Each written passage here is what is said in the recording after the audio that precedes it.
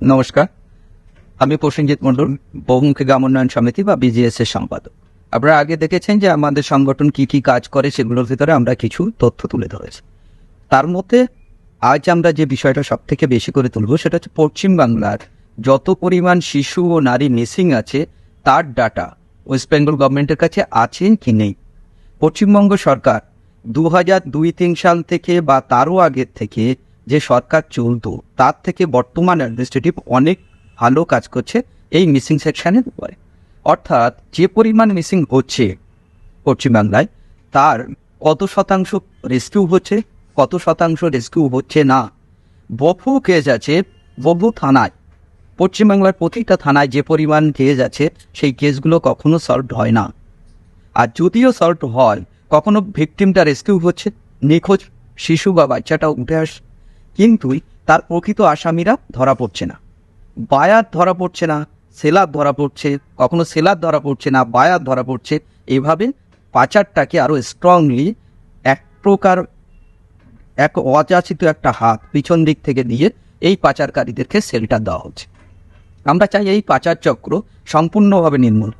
দেখুন, আমরা মুর্শিদাবাদ বা মালদাতে কাজ করতে গিয়ে যেগুলো দেখেছি, বাংলাদেশ থেকে বহু মানুষ ওখান থেকে আসে, তাদেরকে পশ্চিমবাংলায় কি বলা হয়, বিভিন্ন প্রকার কাজ আছে, তাদের ভালো কাজ দেবে, এভাবে ভারতবর্ষে আনা হয়।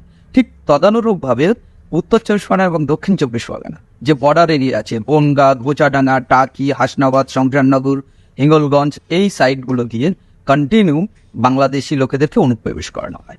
আর এই বাংলাদেশি যে বাচ্চা বা মানুষ যেগুলো আসে, তাদেরকে আমাদের এক ধরনের রাজনৈতিক নেতা যারা প্রশাসনে বসে আছে, প্রশাসনে নমিনেটেড হয়ে বা ইলেকশনে জিতে আছে, তারা তাদেরকে রেসিডেন্সিয়াল সার্টিফিকেট দিচ্ছে। যে রেসিডেন্সিয়াল সার্টিফিকেট বলে সে আধার কার্ড, ভোটার কার্ড পেয়ে যাচ্ছে, যার ফলে সে বাংলাদেশে ছিল নাজিমা, সে এখানে হয়ে যাচ্ছেন নমিতা, বাংলাদেশে ছিল সে সাজিদা, এখানে হয়ে গেল সারিয়ে।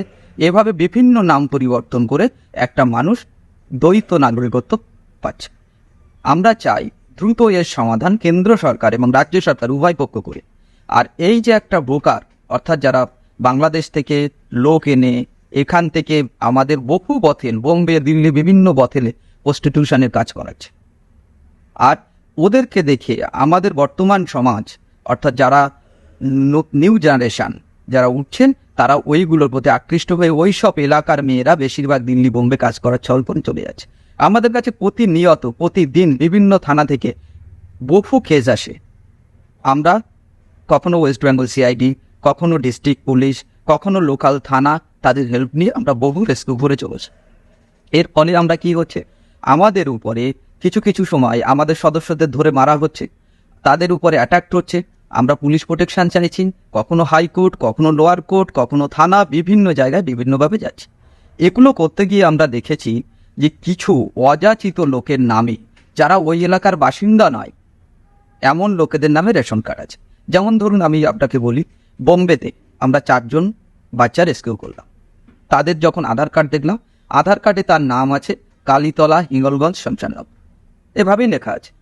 তার আধার কার্ডে কে আছে, তার লোকাল রেশন ডিলার কে না, রামকৃষ্ণ নামে একজন কেউ আছে।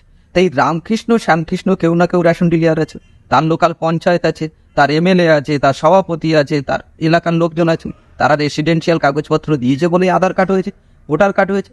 সেই ব্যক্তি ওখানে বথেলে আছে।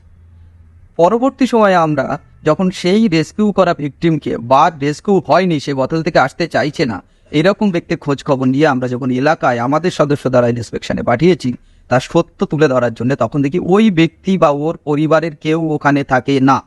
অর্থাৎ ওই ব্যক্তিকে বাংলাদেশ থেকে, এবং পরবর্তী সময়ে আমাদেরও বাংলাদেশ যেসব সোর্স আছে তাদের মাধ্যমে আমরা জানতে পারলাম ওই ব্যক্তির বাংলাদেশে অমুক জায়গায় বাড়ি, সে ওখানে তার বাচ্চাকে এখানে পাঠিয়েছে এবং আজ 5 বছর 7 বছর ধরে নিখোঁজ।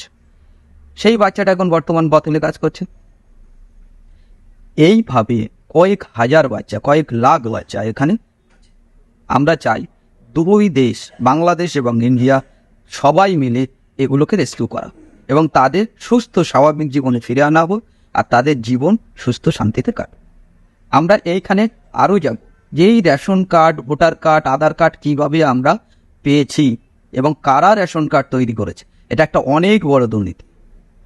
এবং এই রেশন কার্ড যারা বোম্বে থাকে, তামিলনাড়ু থাকে, আন্দামান থাকে, তাদের রেশন কার্ড এখানে আছে। রেশন কার্ডে তাদের রেশন তুলছে। এই গল্পটা আমরা পরে যাব রেশন দুর্নীতি নিয়ে। আমরা আগে যাই আপনাদের। নমস্কার, চাইল্ড ট্রাফিকিং নিয়ে আপনাদের সামনে আবার আসবো।